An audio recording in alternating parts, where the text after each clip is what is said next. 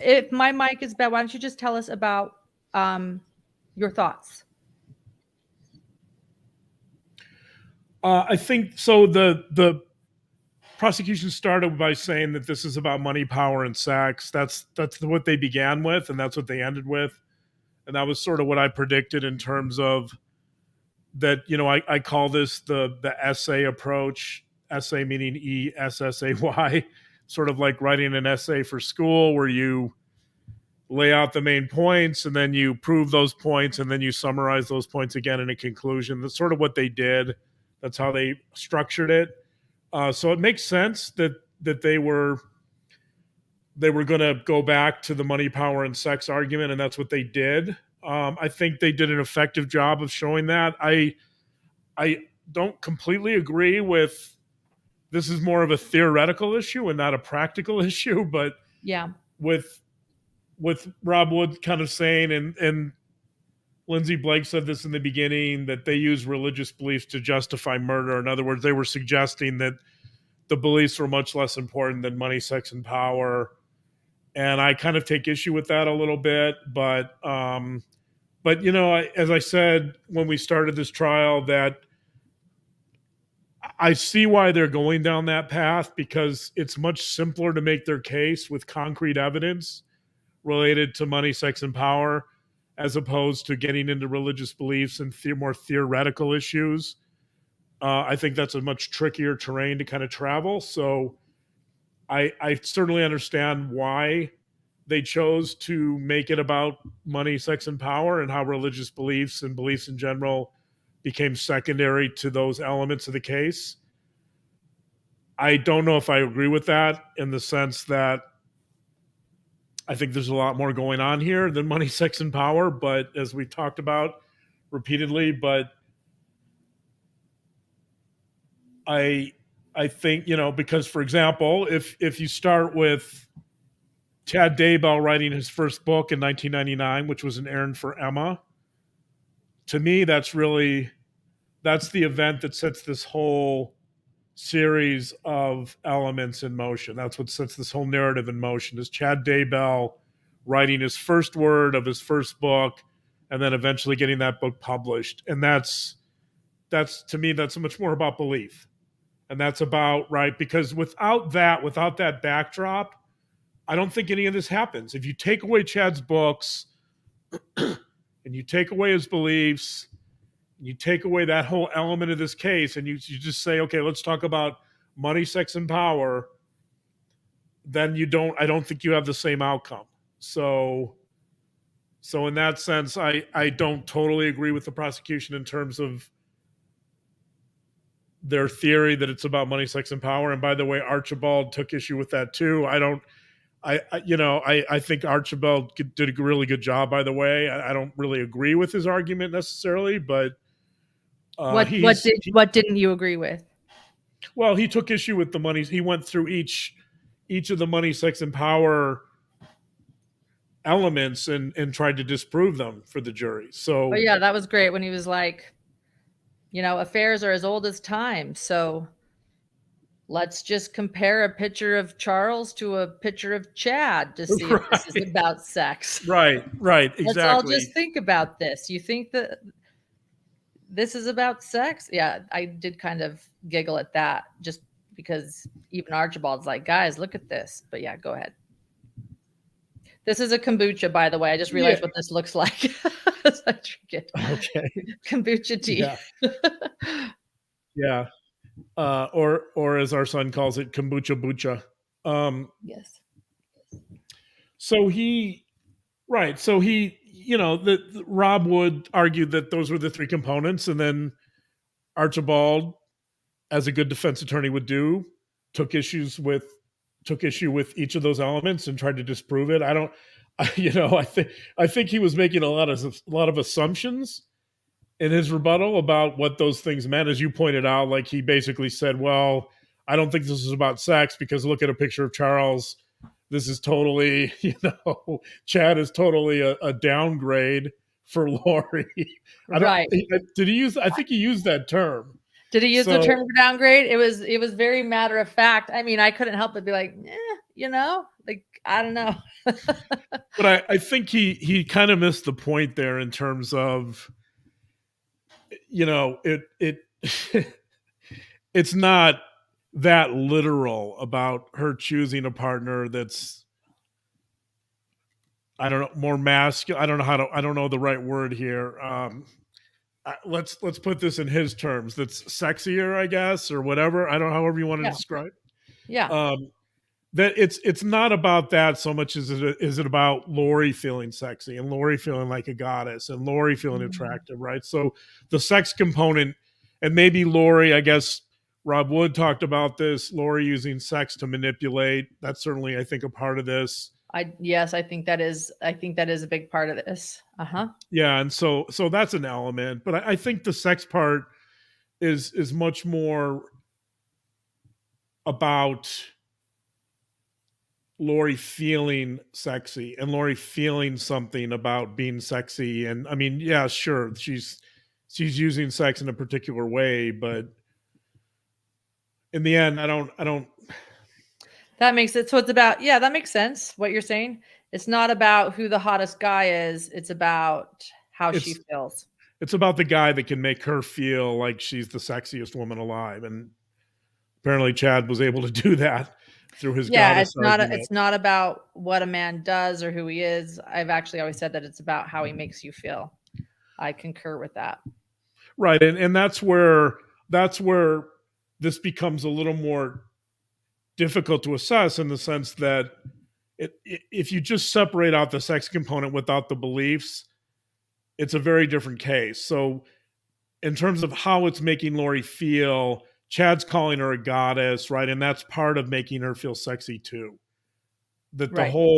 it's the whole belief system and the physical elements that are coming together that work for Lori. It's not Yeah. just the fact that, that there's a physical relationship or it's about sex. It's about more than that. And so I think in some ways it's a misunderstanding here to say this is about money, sex, and power, and to take each of those elements very literally, and to separate them and to see those as the main elements of the case, because each one of those elements is mingled or commingled with beliefs and religious beliefs, right? And that's where this becomes really tricky. So, but if you're going, as the prosecution, if you're going to summarize this case in a way that's compelling and makes sense to a jury, I think it would be really difficult to blend those elements and to try to make a really compelling case, because the beliefs start getting into theory or theoretical elements, and the other elements are much more visceral and much more literal. And so, and juries are looking at evidence. Ultimately, you prove a case with evidence, and Mhm. evidence is very tangible. So, but one of the interesting parts of this entire trial and case is the fact that it's not that tangible, that you have zombies and, right, you've got rating systems and you've got all these other elements. So I thought that was interesting. It was interesting to look at the way the prosecution handled it and how they sort of tried to separate themselves from the more theoretical components and belief-based components of the case. Whereas for me, and Power would be a good example of that too, that Archibald argued that, well, how could this be about power if Lori had absolutely no converts and Chad had like 5 or 6 Oh converts? yeah, that was an interesting theory. Yeah, what do you say about that? Well, because I mean, again, it's he's looking at something very literally, and that's really not the point. I think the power is the power that someone attains from murdering people, from creating a fantasy where they're leading the New Jerusalem, or they're in charge of something that's post-apocalyptic. That's where the power is not necessarily what I think with Chad or Lori would consider an earthly power. It's a power that's transcendent. It's a power that's more spiritual. So I think that's where there's a real confusion there. Chad never professed to be a cult leader that was out seeking converts. So I think I get what Archibald's up to. He's trying to debunk the prosecution on the power argument, but he has a very, very narrow and literal interpretation of power in terms of power being just about converts. It's not about converts. Or being that leader. Laura asks, Laura, it's good to see you. I got to know Laura at the trial. She was dedicated in there. She says, Lori spoke about end times well before Chad. Was she afraid of the Right. end times and Chad offered her something that took the fear Let's away? pause on that for a second. Chad, Okay. what? I said, okay. Hello? Yeah, go ahead. Go ahead. Oh, my screen went out there for a second. Did you see that? Mm-mm. I might be having some technical. Okay, I don't know what's going on here. But anyway, let me look at the question here. Chad was talking about end times in his first book in 1999. So I think they were both obsessed with end times. So it's hard to say. I don't agree that Lori spoke about it before Chad. Chad was thinking about it before 2000. So, and he was writing about it consistently. So Well, Lori was raised thinking about it. I mean, true. she was what she means. She's not preaching about it, but she is talking about it. Well, I think that's what Laura is referring to. Is her belief system with Julie Rowe and all of these people was well before Chad. I think that's what she meant. Yeah. Yeah. Right. We know, and Colby talked a lot about how his mother was obsessed with the apocalypse and the post-apocalypse, and sure, they both were. So the question is, was she afraid of the end times? And Chad offered her something that took away her fear and that she would survive it? I don't know if she was afraid of it. I think she wanted to be a part of it somehow, and a part of it in a way that she would continue on, that she would be a part of the New Jerusalem or something beyond the apocalypse, I think, for sure. And Chad definitely offered her that. Not only offered her that, but offered her, a key role. She was one of the top people in that. So Yeah. sure. Yeah, it's a good point. I went into the trial with a really open mind, trying to just my computer's going off too. We're all struggling today. This computer's been through a lot of traveling, and now my computer's starting something. I don't know why. Sorry, everyone. I have like apps that are like, sorry, what a day. I have apps popping up in front of me, starting, and I have to turn them off. I don't know what's going on. We had to update my computer too since I've been home. I went into this trial with a really open mind and just try to just listen. And the prosecution was persuasive. I mean, like, I didn't know if I could dislike Lori anymore because of what she did. She let her beautiful children be murdered. That alone should make me just loathe her to no other. But I've shared before, I kept thinking that I was going to find some redeeming thing about her that would help me understand a little bit more. And I felt like the opposite happened. I was just a little bit more appalled by her. I'm saying this to try to kind of sort this out.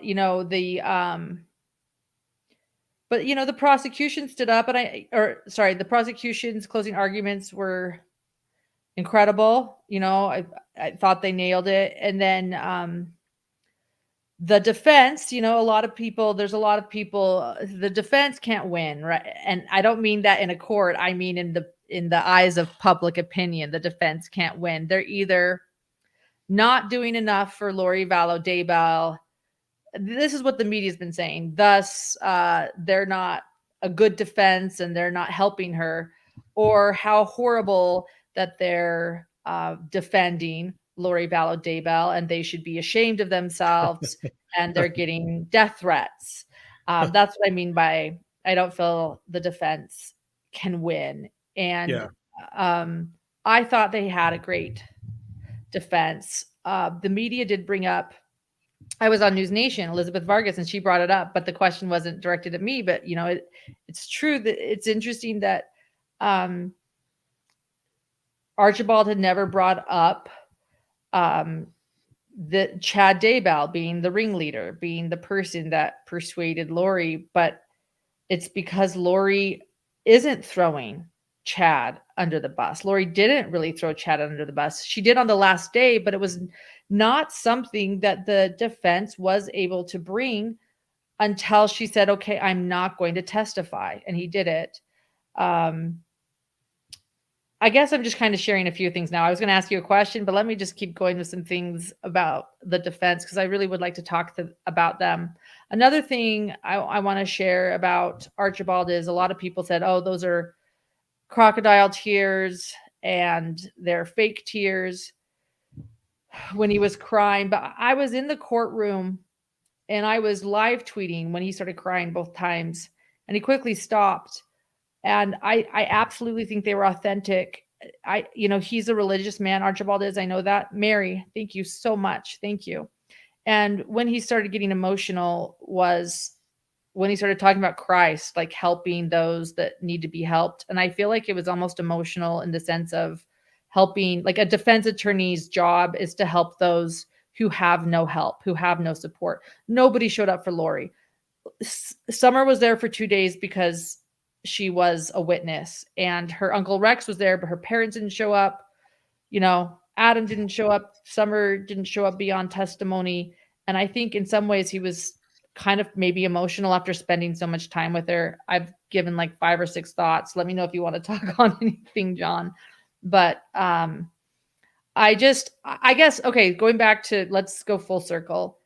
The defense was compelling to me because oftentimes I have felt it's a lot of Chad. And I've often wondered, would this have happened if Chad hadn't been around? And maybe not. I don't know. But then when the prosecution came back with their rebuttal, I also thought it was brilliant. I knew that there would be a guilty verdict. People asked, are you worried? I was never worried. That guilty verdict was sealed when on the second day of trial, in my opinion. But I don't know. I guess I just want to say, like, I feel for both the defense and the prosecution, I feel like the defense did what they could do for this woman. And I'm proud also of the prosecution because they're the reason we have justice and they did an excellent job. I've already stated all this before, but I guess I'm kind of spewing it to John too. This is how we talk, guys. And we haven't talked since I've been home or about this, but I don't know. Any thoughts with any of that, John? There's a lot you spewed, so I'm not sure where you want me to pick up, but yeah, it's obviously difficult to be a defense attorney, especially in a situation like this. And keep in mind, he's a public defender. He was appointed by the state. That makes it even more difficult. So it's kind of a no-win situation. I think the evidence speaks for itself, and it did speak for itself. I think there were a lot of emotional moments. I've talked about the idea of anchoring, that you want to create a narrative, a compelling narrative of the evidence, and you want to anchor certain emotional moments so the jury remembers those. And I think that's exactly what happened. So I think closing arguments, opening arguments, whatever the defense said, it was probably much less compelling than moments like showing the bodies and the state of the bodies and how they were found. And it was much more less compelling than Colby's phone call. And it was much less compelling than Summer's call, right? There were, or even Audrey towards the end saying, Lori threatened to kill me, right? Lori threatened to murder me. That was a very compelling moment. Those were all emotional moments. So I think the evidence really kind of took care of itself and told the story. And I think the prosecution directed that, and obviously they put on witnesses, but ultimately the evidence is what carried the day. And there were some really emotional moments, and I think that's what mattered. That's what mattered to me. Those are my, I looked at everything, but I think that, and we've been thinking about this case for years. So we haven't been in the dark. We haven't seen all this evidence, but I think in the end, it really didn't. Closing arguments weren't really that important. I think that the evidence sort of spoke for itself, and the jury they weren't out very long, so they knew that. Right. Hey, Kay. How are you? It's good to see you. Thanks for, I'm honored you're watching. I actually am on a few text threads with some people, some wonderful people I met at the trial. And I think, Kay, you're on a few of those text threads and I haven't opened any of them. So I just want you to know. Yeah. Anyway, so good to see you. And I hope you're doing well. Kay and Larry were there every day. I sat there every day. It was hard for me.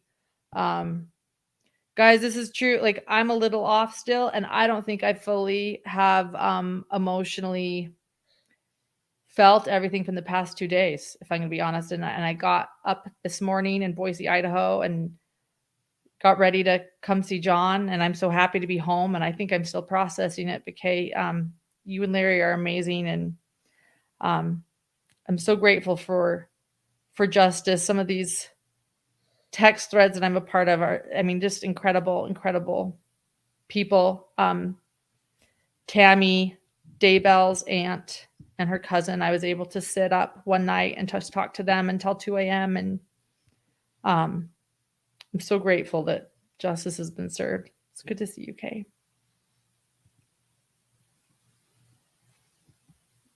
I haven't been looking at any of the comments. So,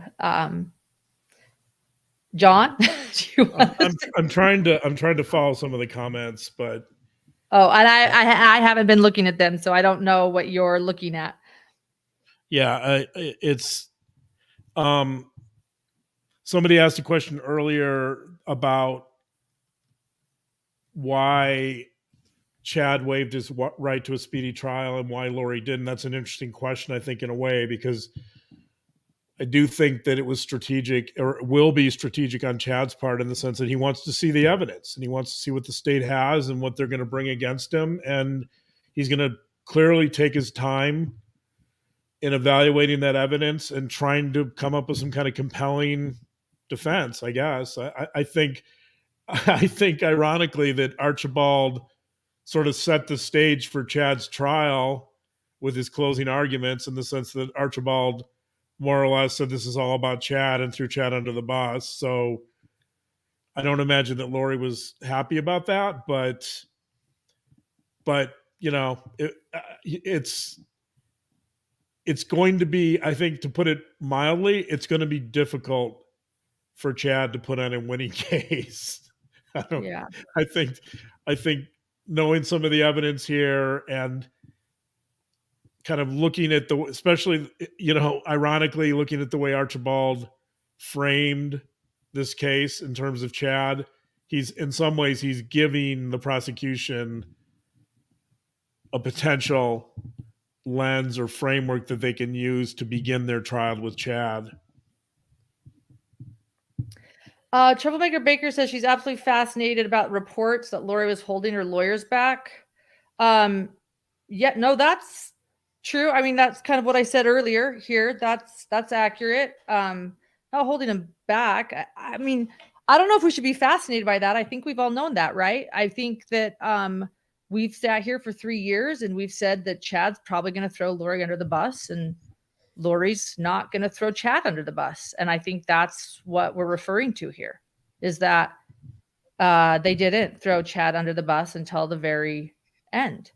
And only after she said that she wasn't going to testify did they feel they could do that, only in closing arguments.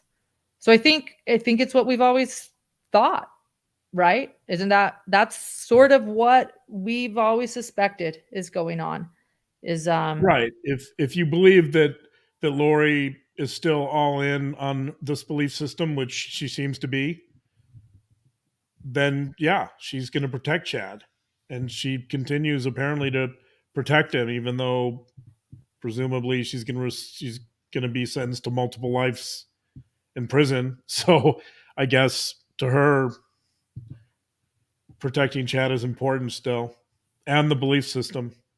Yeah. There's another point I want to make in the defense's defense. And Kay, if you're still here, and Larry and Jerry, is so good to see you there.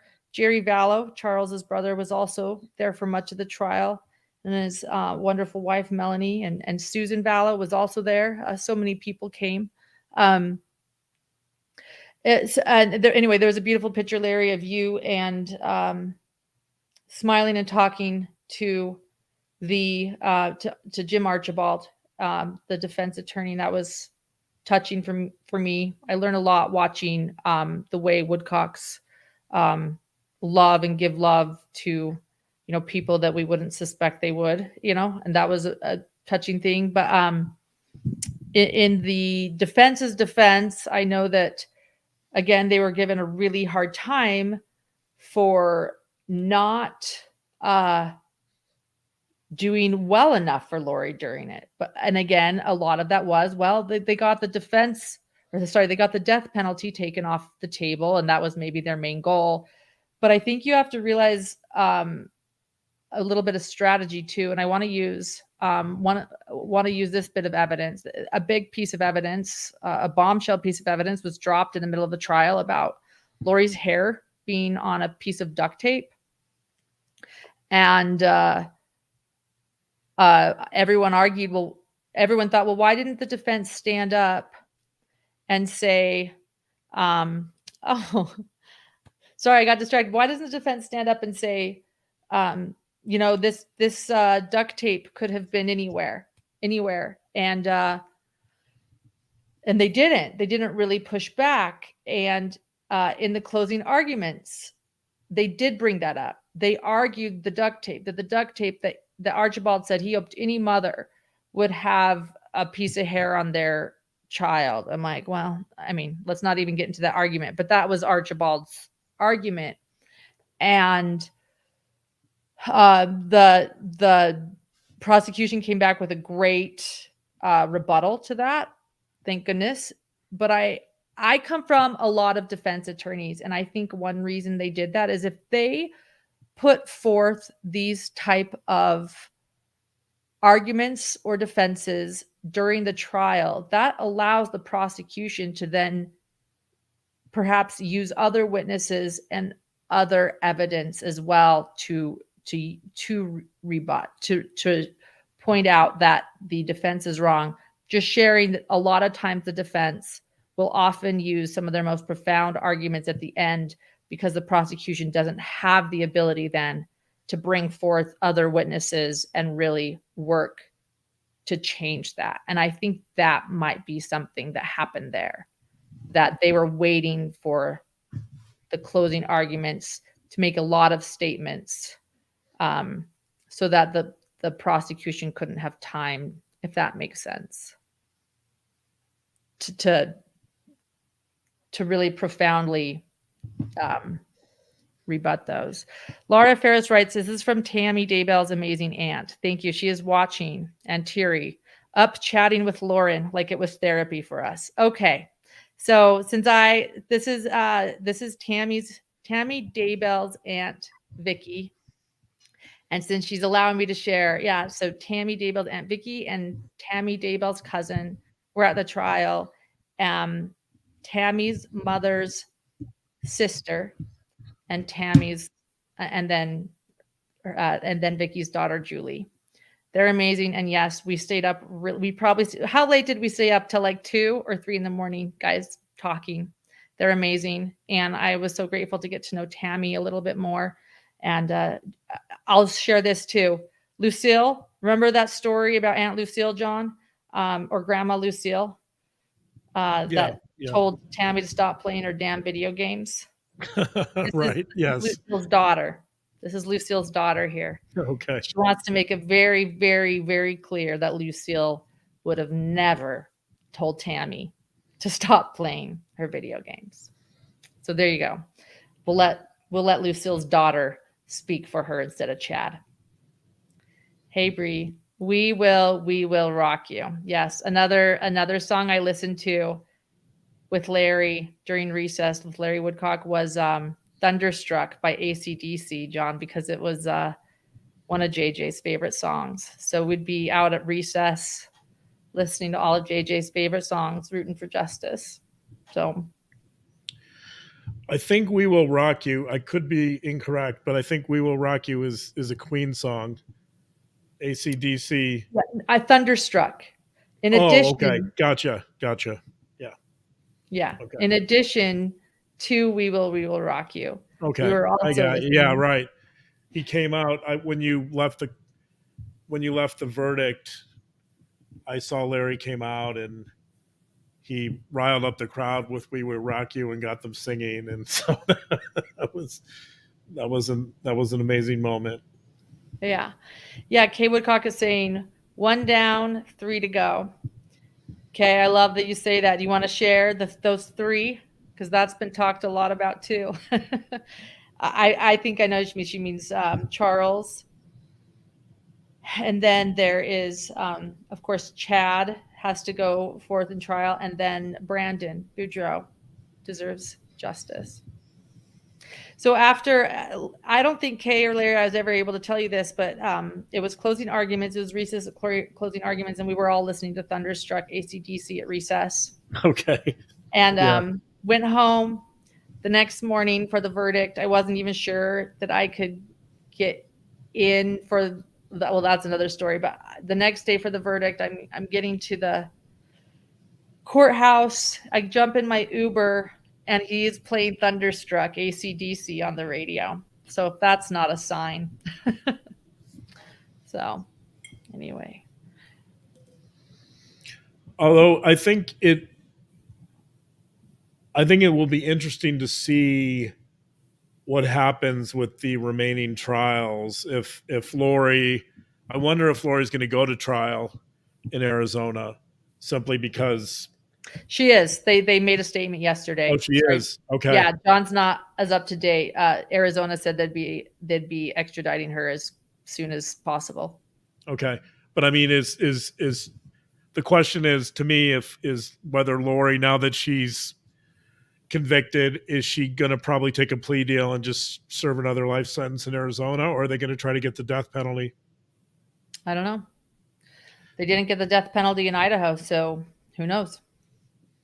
Right, but I think it'll be interesting because she can't improve her situation, Right. and I guess it depends on whether Arizona offers her a deal. I don't know if they're going to, but it seems to me like there would be some incentive for Lori to take a plea deal and just tack on another life sentence or something. But I don't know if they're even negotiating. I'm not sure what the status of that is, but Kay and Larry probably know much better than I do for sure. But yeah, I wonder, with this guilty verdict, if that's going to change the equation a little bit. I presume that Chad is going to go to trial no matter what, because Chad is somewhat defiant and believes in his innocence. So I can't imagine that Chad, even though the evidence doesn't look good for Chad, I can't imagine that he would take a deal or not go to trial. Yeah. What else, John, did you again, John and I haven't even talked yet. This is the first time we're talking. What else did you list here in the closing arguments or? There wasn't anything that I thought was unusually good or bad. I think they were pretty straightforward. I think Archibald was making a lot of assumptions when he was trying to dispute the money, sex, and power thing. I mentioned that a little bit, that that it's kind of absurd to equate power with getting converts. That's clearly not what they were up to. They saw power as being much larger than that. They saw power as being, in fact, they saw power as having the power of murder, the power of life over death. So power was not, Archibald was trying to argue that it was just about getting converts to the Church of the Firstborn. No, that's not what it was. That clearly wasn't. It was much more than that. So I think that Archibald was making a lot of assumptions that really, to me, they didn't really pan out. I mean, I understand why he was doing it. He's clearly just appealing to a group of 12 people. So if some of that group buys that argument, then maybe he's got a chance, right? So, but and I think his his closing bit about the storm and all that. I didn't. Oh yeah, tell me about that. Well, really quickly before you do, because before we jump to the storm, I wanted to bring up this thing that just, let's see, the comment. I wanted to read it on the page. Let's see here. Lauren, when you hug your little guy tonight, give him an extra hug for JJ. So glad you get to be home with him. If we can find that and pin it again just for a second. Hold on. Anyway, I can't find it, but oh, someone found it. Yeah, where'd it go? Wait. Someone found it and then yeah. Anyway, I will do that. And I guess I just want you guys to know that I have done that a lot already. He doesn't know that. I don't tell him. But whenever I think of JJ, I often give my son a longer hug and a bigger hug. And I think that's probably why I haven't felt a lot yet, because I'm just still, I think that the closing arguments, things you couldn't see, we saw the photos again. So I don't know if you could tell that, Johnny. You could see all the autopsy photos again. And I am so glad justice is served, but I think I'm still so sad for the victims. And so I just want to say to Laura, thank you. I will do that. And I already have been doing that. So there was another good question. Somebody said that they thought that somebody did say Arizona was going to seek the death penalty. I have not been in the news the past 24 hours since the verdict. So I'm sorry, guys, that I'm not totally in the current event news since the verdict came down. It's been pretty wild since. But anyway, I think I might have interrupted you, John, to say that. I don't remember. There was something else we were going to maybe share. Were you? Oh, just the the closing. Oh yeah, that's why. I was like, before you jump there, let's talk about the storm now. Yeah. Go ahead. What were your thoughts? I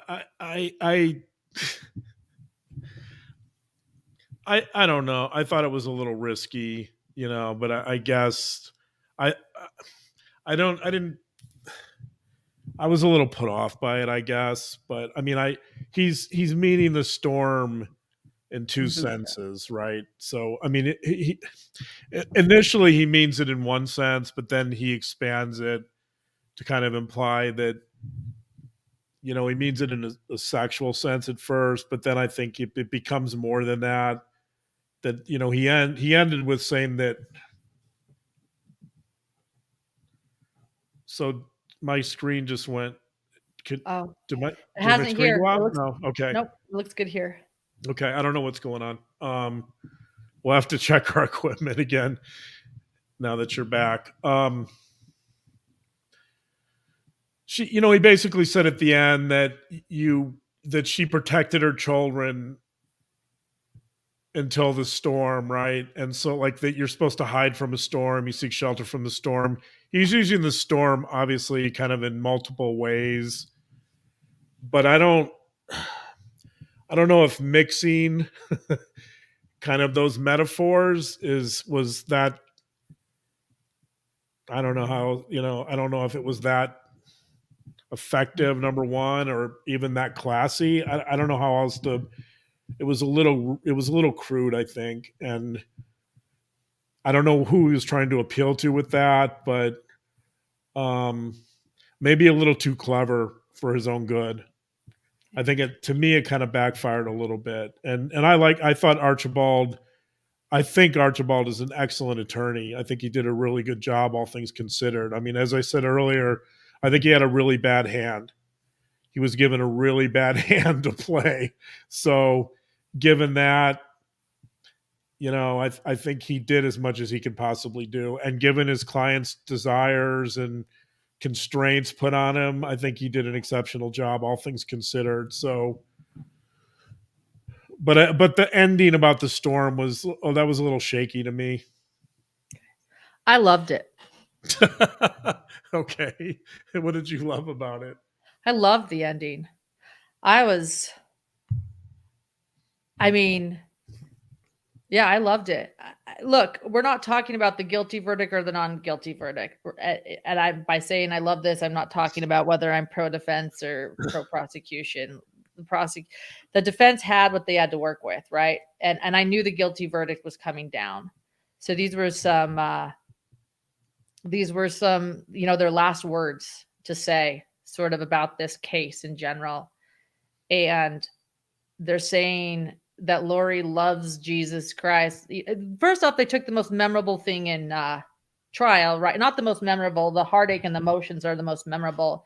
But when it comes to silly pieces of evidence that people remember, the storm's certainly one of them. The moment we learned that, Chad named his manhood the storm, that was everywhere, right? So he took this piece of really memorable evidence that everyone's talking about, the storm, and used it in this analogy. And the contradiction to me is what was beautiful is, first off, and maybe it's understanding Archibald. Archibald is a religious man. Again, I could tell that from the way he sort of choked up while talking about Christ and serving others. You could tell that this wasn't just about, he wasn't weeping over, I think he was weeping over Lori, but not in how we think. It was more so his job as a defense attorney is to, be with the meek and lowly in heart. And I think that he was thinking of service. That, as I was live tweeting, that was literally both times, the exact times he started to get emotional, was Christ serving others. So so he's ending and he's saying, look, Lori, he's blamed everything on Chad. So that's where he's going with this. And he's saying, Lori loves Jesus. She wants to preach about Jesus. But along came the storm, pointing out that, again, this was Chad. This was Chad taking advantage of her. We've heard that story. The tale is all the time. The guy's just thinking with his, what? I mean, this is something that everybody's familiar with, right? This whole idea, are you thinking with your brain or are you thinking with something else? And so to kind of finalize this, to finalize and nail, in the coffin that this is Chad, remind everyone of the storm. And then the contradiction, yes, it was crude. It was very, very crude. But I think when you contradict it with Christ, that's the point. Here's someone, this is supposed to be about Christ, and yet here comes the storm. And I think we all know what that means. Right. I understand the point that she became lost to some degree. Yeah. I mean, I think she was lost before Chad, but she became very lost. Well, really quickly, I'm not saying that it's all Chad's fault by saying that. I'm just saying if that's the defense's argument. But go ahead. Yeah. But go ahead. Sorry. I still think it's a bit of a risky ploy because I don't know. I mean, maybe he knows the jurors. Maybe he knows what they're going to respond to. I mean, obviously he didn't. They came back quickly, but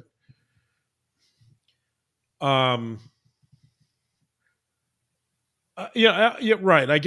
I mean, it's an interesting point. I don't know that I would end on that though. Yeah, fair. Do you know what you would have ended on, or no?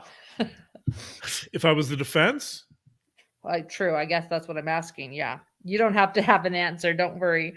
I'm just curious since you said it's not what you would have ended on. If I was the defense, I would have. I mean, I don't know. That's a long question, but I think, I think that. Well, again, I think the evidence spoke for itself. I think that the defense had a bad hand.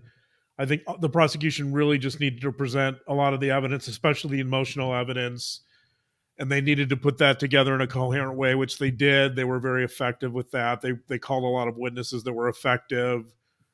They had some very emotional moments. I think that's all they needed to do.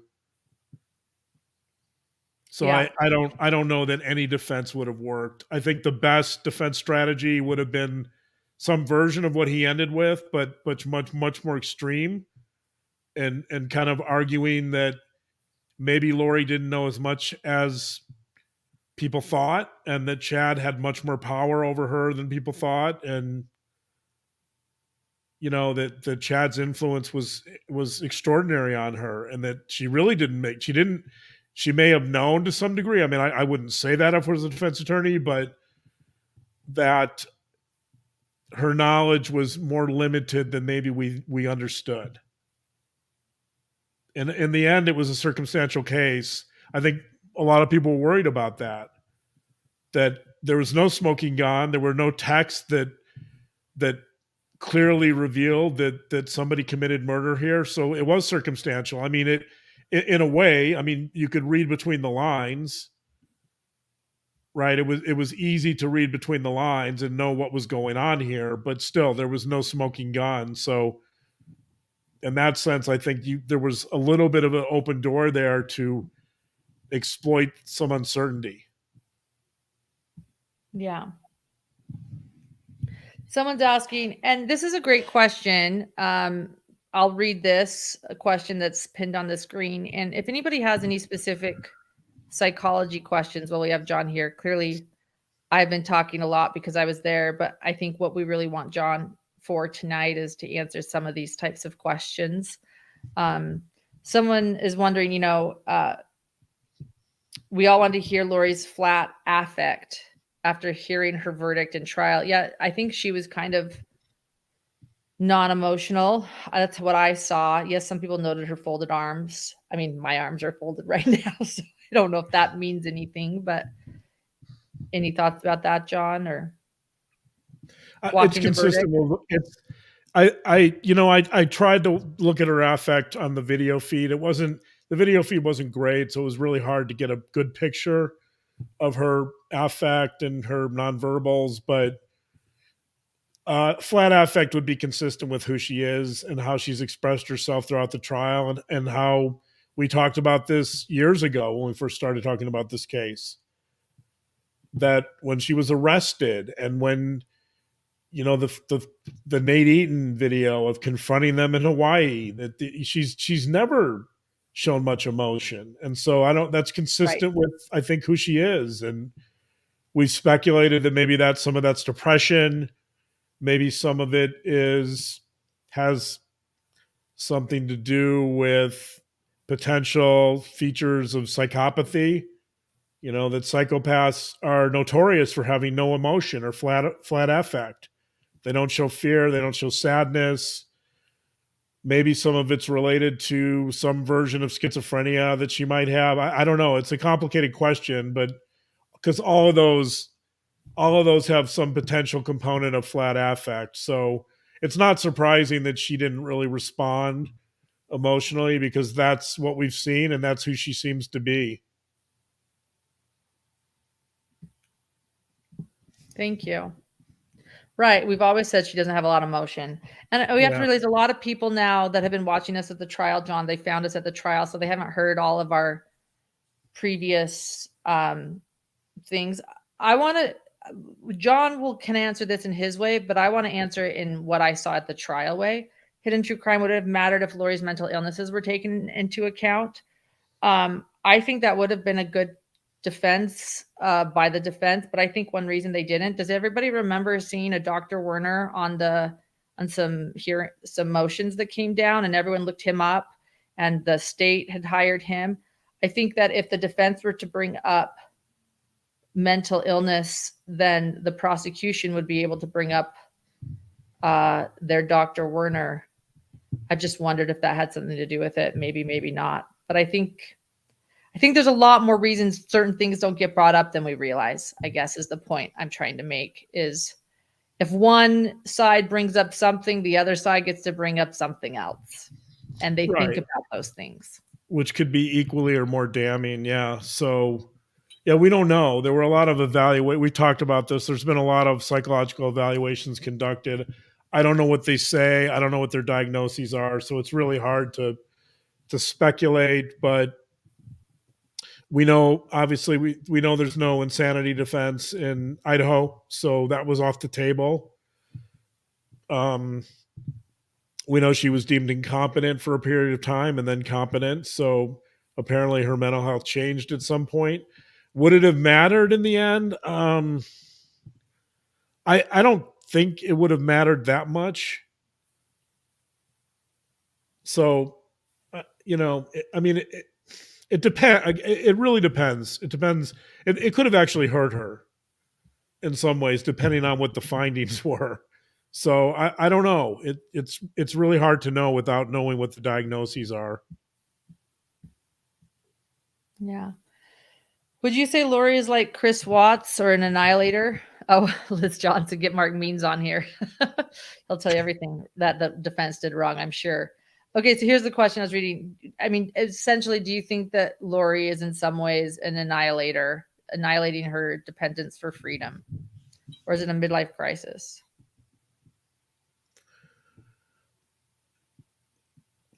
I don't necessarily see her as an annihilator. This is a complex question. I know, it's like listen to our first full season of Beyond the Veil. And it's not really an either or question. The midlife crisis is definitely playing a role here because I think there's something in here about, for both Chad and Lori, about confronting their mortality. They're both getting older. They're both talking a lot about eternity and immortality. So I think that's definitely an element. One thing that was not talked about, though, and this gets to the belief system, is that if this case was about sex, money, and power, then you'd have to think that they would have believed that their relationship could continue without any impact or repercussions. You would think that, right? Like there's a problem with that argument in the sense that at some point, someone is going to notice that the kids are missing. Someone's going to notice that all these people are dead around them, right? It's just a question of timing, right? Yeah. And that, I think that both sides missed this point, which is that they both assume that this relationship that would have just continued unimpeded by anything, that they would have just carried on and like a normal couple, and they would have been madly in love and lived in Hawaii indefinitely, right? But that's clearly they're not. I mean, they're naive, but they're not that naive. Like, I think there's an element here where they really do think the world's going to come to an end. I think that their attempt to get money and power and and continue their relationship, I think they see that as short term, in the sense that I think they really at some point believe that there is some apocalypse coming and that they need enough money to make it to then. They need to, have their relationship and not get caught until the apocalypse, right? None of that's talked about. Because if you don't put that into the equation, then you have these people committing all kinds of murders, stealing all kinds of money, who think that they're just going to do that forever without any repercussions. Like, they may not be the brightest folks, but they're not that naive. Like, they have to think somebody somewhere is going to notice this. Right. Right. And so that's an argument for why the belief systems matter here, because I don't think that they saw themselves carrying out whatever they were doing indefinitely and continuing to kill people without any repercussions. Like, I really do think that, we know that Lori thought the world was going to come to an end, and I presume Chad did too, because Lori really seemed to believe it on July 20th, 2020. And so I don't, it's an absurd argument to say that they were going to murder all these people and walk off into the sunset without any consequences, like I said, unimpeded by any consequences, and just have this wonderful love affair wherever they wanted, Hawaii, Arizona, just jet set around the world, go to Paris. Like, at some point that fantasy comes to an end. and that's an argument for why they did believe in the apocalypse and why they thought it was real, and how their belief system really did play a huge role in this whole scenario. So I was a little surprised, but that's not how either the prosecution or the defense argued. Yeah. It was interesting to watch in the trial. A lot of people, a lot of the national news that hadn't been following it in detail started to realize that Lori really might have believed some of this stuff. And then I haven't even told you, John, but there was a cult expert on national news, and he said he really didn't think that Chad believed it, but that Lori did. Lori for sure. Chad's a little more complicated. I don't know. I mean, I think, I've used the analogy with Jim Carrey playing Andy Kaufman in the movie Man on the Moon. I think this is the closest I can get to describing it. That Jim Carrey is in this movie. This movie was a while ago, like 15 years ago, 20 years ago, maybe. I don't know. Anyway, there's a documentary about the making of the movie, and it's based on Jim Carrey kind of getting into this character of Andy Kaufman. And there's a point in the documentary, it's an extraordinary moment in the documentary where Jim Carrey essentially says, I became Andy Kaufman and I didn't know how to go back. And he literally from that point forward, he would eat, breathe, and sleep Andy Kaufman. He would be Andy Kaufman. He would come to the set as Andy Kaufman. He would act like Andy Kaufman. And when the movie ended, there's a couple of things. When the movie ended, he had a really hard time going back to being Jim Carrey. Yes. That it took him, he was depressed, and it took him over a year to really get back to being Jim Carrey. And there was another moment in that documentary that's extraordinary where Jim Carrey is playing Andy Kaufman, and Andy Kaufman was estranged from his daughter, his adult daughter. Andy Kaufman never had a relationship with one of his adult daughters. They were estranged. They never talked. She was really upset by the fact that she didn't know her father. She came to the set. This is true. You can't make this up. She came to the set, and Jim Carrey, of course, was in the role of Andy Kaufman. She met with Jim Carrey as Andy Kaufman in his trailer for like an hour, a couple hours, and believed, at least for those moments, she believed she was talking to her dad, interacting with her dad. Her dad was obviously dead when she was really interacting with Jim Carrey. And she left in tears. She said it was really emotional, and she felt some sense of closure because she had this interaction with her dad. But it wasn't her dad, obviously, right? And so I think you have something similar with Chad Daybell in the sense that he's in this role and he's accepting this role fully. He's been writing these books for years and years. I think these belief systems have really impacted him immensely, and they are impacting him immensely. And it's almost like Chad Daybell is it's not Jim Carrey stepping into the role of Andy Kaufman.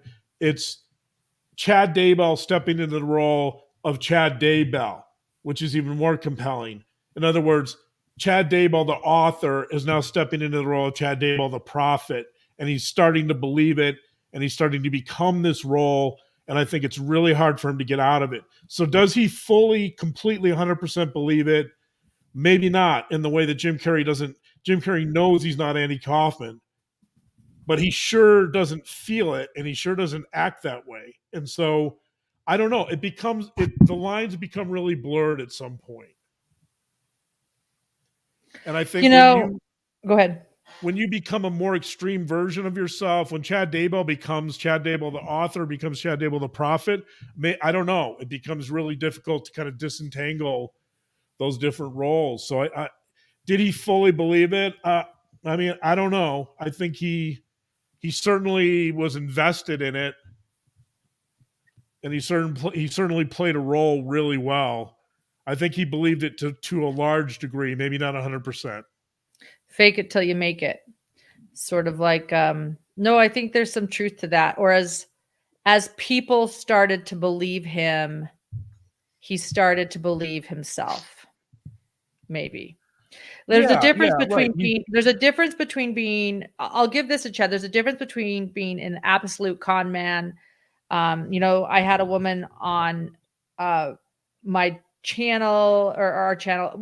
Our friend, Dr. Christine, who was manipulated by a false prophet, and he did not even believe in God. He was an atheist who was playing this role of a God-fearing LDS man and manipulated her beginning to end. So with Chad, you have to take that I do believe that he believes in this faith. So you have that foundation, right? You have this foundation of him being a God-fearing,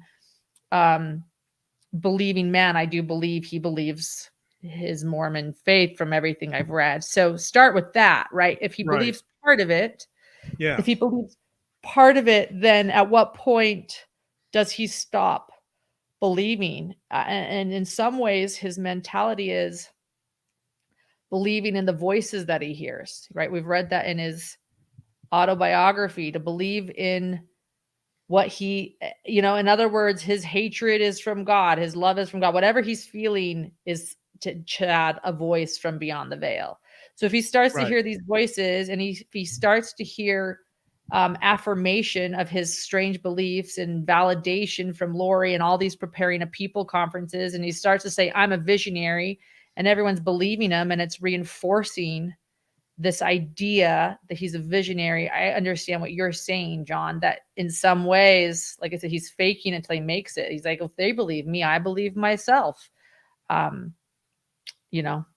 could see that.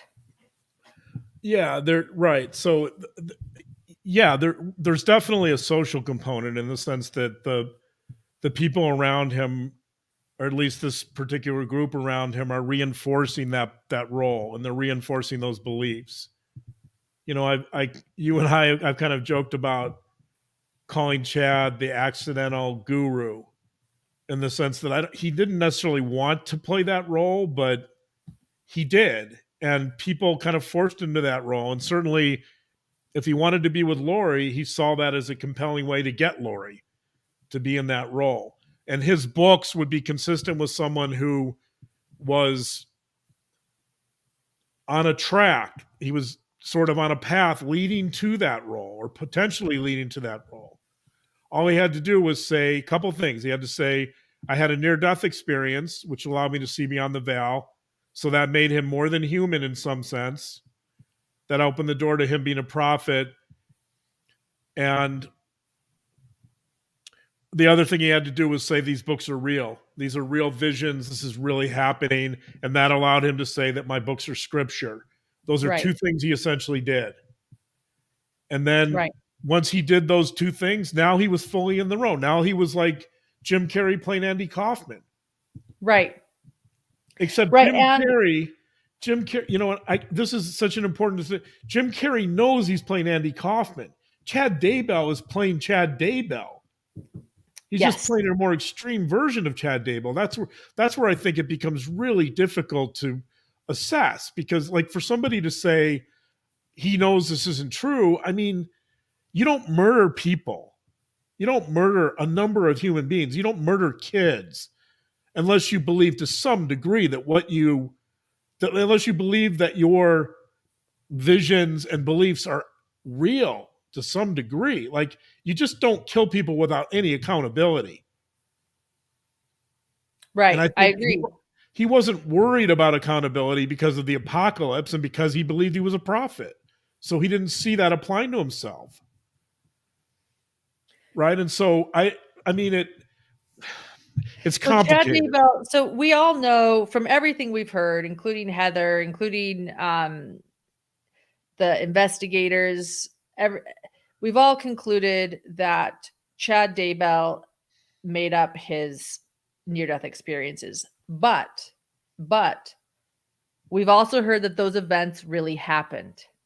So the events that he equates to his near-death experiences, cliff jumping happened. Right. the rogue ocean wave in California happened. We have confirmation from family that Right. happened. Right. So in some ways, he's taking real life events in his brain, now making them a bigger deal than they really were. And you're right. And then once he decides he believes that he can see beyond the veil, anything he's then thinking can become real to him. He can decide it's real. But it is weird because he lies too. So it is confusing. But yeah. And there's another element here about the way memory works. I think many people think that memory is what we call flashbulb. There's something called flashbulb memories, which is that there used to be this perception that we would be in a situation or have an experience, and we would just take pictures of it. And so our memory was like a camera. We would have pictures, we would store them away, we'd file them in our little brain cabinets, and then we could pull out those memories like pictures, right? But that's not how memory works. Memory is actually reconstructive.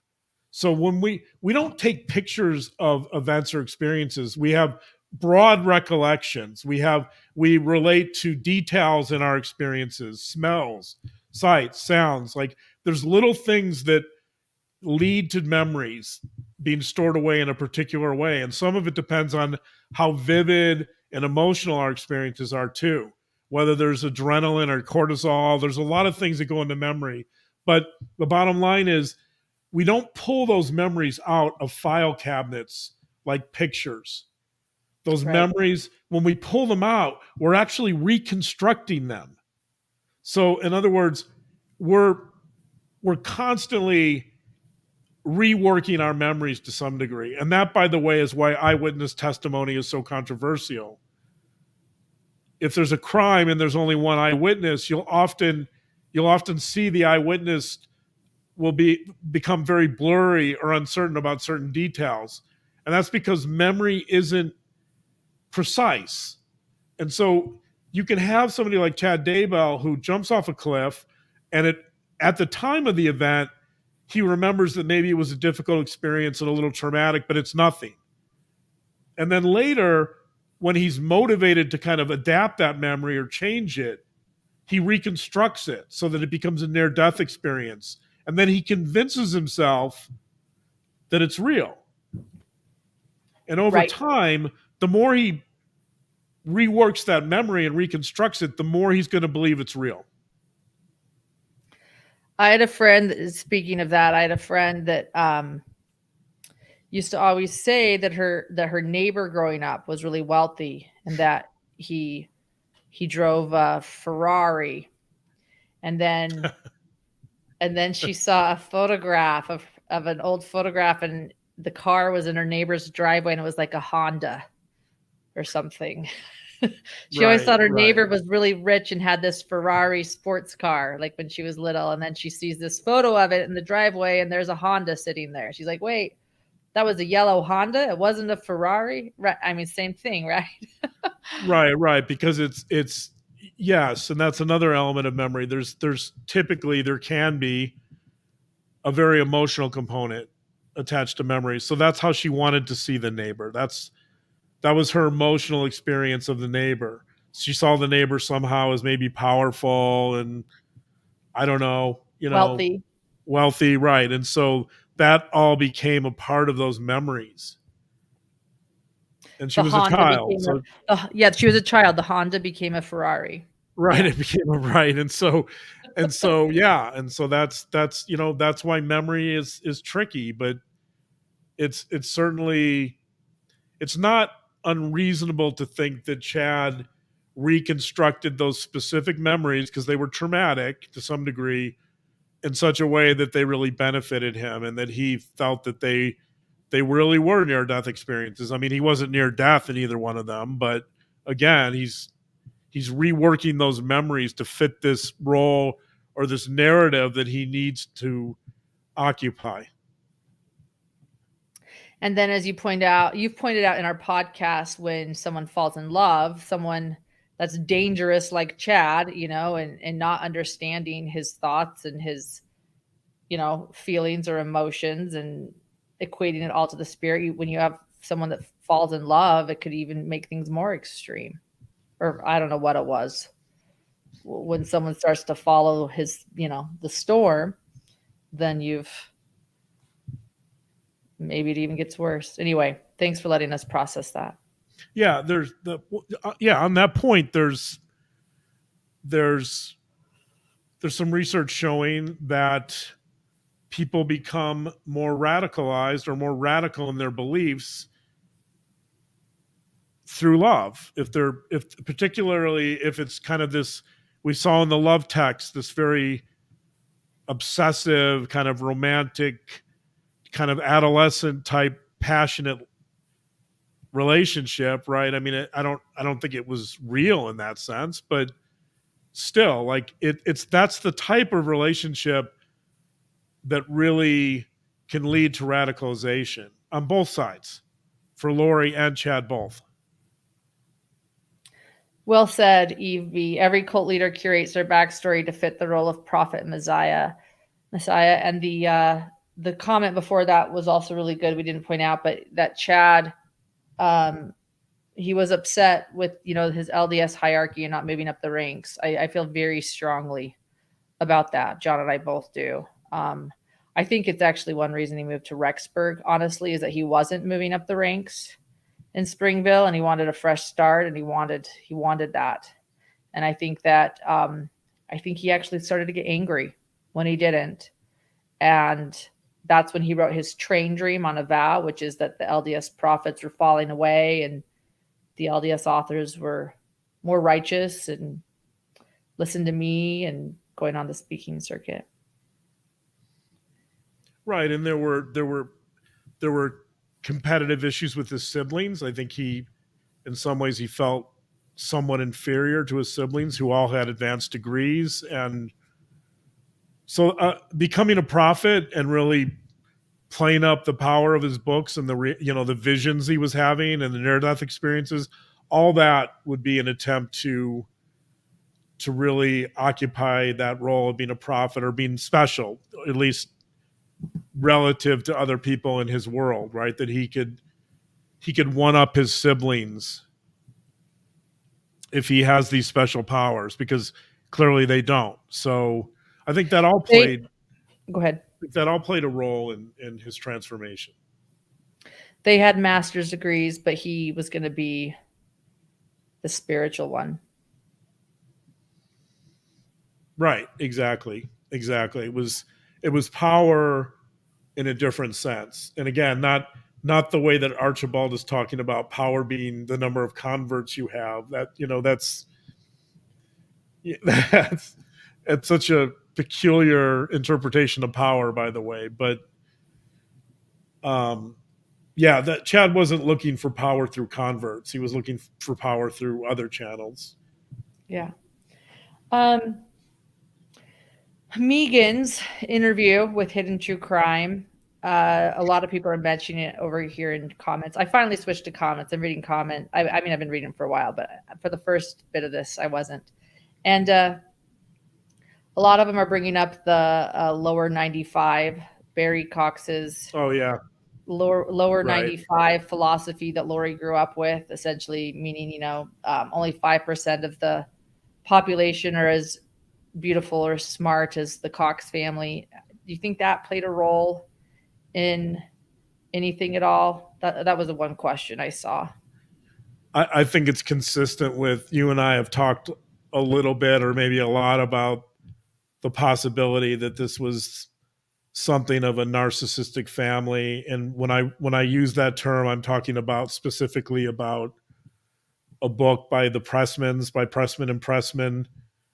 It's an older book, but it's a really fascinating and interesting book about narcissistic families and their impact on children and raising children. And I think that type of belief is very consistent with that type of family.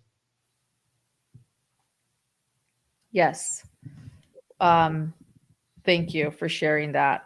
I'll say this too, and I haven't really caught up with John about this, and I'll have to tell him later, but the prosecution made a really compelling argument, I felt, for the deaths of both Joe Ryan and Alex Cox not being natural, despite both of those deaths being natural or being deemed natural. Just going to throw that out there because just thinking of the narcissistic family, Megan Connor's interview. It's just interesting. But and they did do that, and I think it was on purpose. I don't know why, but I guess to show that she's always maybe been a certain way. They gave very compelling motive for Joe Ryan to be killed. That they did not have a lot of money, things were problematic, and then Tylee started getting Social Security because her dad died. It's interesting. You might plead the fifth on this one, and if you do, that's okay. Okay. Because it's a question people have been asking for 3.5 years that I've never pinned once because you've never wanted to talk about it. Okay. So, Folie, do. You've always said no. There have been so many, every live stream we ever do, so many people bring it up. I never pin it. There's a reason. And if you want to plead the fifth, we'll keep going. But for 3.5 years, I've passed them off. Yeah, I think it's such a tough question, and some of it depends on how you see Folie do it. Whether you kind of adhere to the strict diagnostic interpretation of it or a broader interpretation of it. So I think we should talk about that in a future episode. But my short answer is yes and no. Yeah, that's a sort of, there you go. That's a short answer. And you know what? That's okay, because that's what a lot of people bring it up. They just want to know what you think. And your answer is no. But we'll do my answer is yes and no, that there's some components of it. There's some components of it, and there's some components exist and some don't. So I think it's really hard to tease out. It's a complicated question, and that's why he's never wanted to. It's a complicated question. And let me just say this, that I've always felt there's some similarities between. So for those who don't know us that well, our older listeners know that I love literature, and one of my favorite plays of all time is Macbeth by Shakespeare. And the relationship between Macbeth and his wife, Lady Macbeth, I think has elements of Chad and Lori in it. And that's a really long discussion, but having said that, I just recently, a couple weeks ago, I came across a piece of literary criticism saying that Macbeth and Lady Macbeth had a version of Folie à Deux, and I thought, oh, that's really fascinating. Like it got me rethinking Chad and Lori a little bit based on how this critic kind of interpreted the Macbeths. And so I don't know, so I think it's something I'm still trying to process. Let's say that. And even as recent as a couple weeks ago, kind of thinking about Macbeth, and I've been thinking about Macbeth since I was in high school, when one of my high school English teachers, Charles White, who he's deceased now, but he was a really amazing guy, and he got me really loving Shakespeare. So thank you, Mr. White. But I don't have an easy answer because I think I'm still processing it. So I think there are some elements of Folie à Deux, and then that exist and some that don't, and it really depends on how it gets interpreted. Yes. Thank you. There's your short answer, everyone. There's my not so short answer. For 3.5 years you've been asking. So there you go. Yeah. And for 3.5 years I've been thinking about it, and I still don't have an easy answer. So, but we'll talk. Let's stick a pin in that and table it for a future episode. I'm sure we could talk about that for a while. Yes. To Julie, yes. Okay. To that pinned comment, yes. We do. What other questions did you see, John, that you want to mention or talk about? I'm having trouble keeping up with the questions. So, well, don't look at the comments then. Just what else would you like to conclude with, do you think?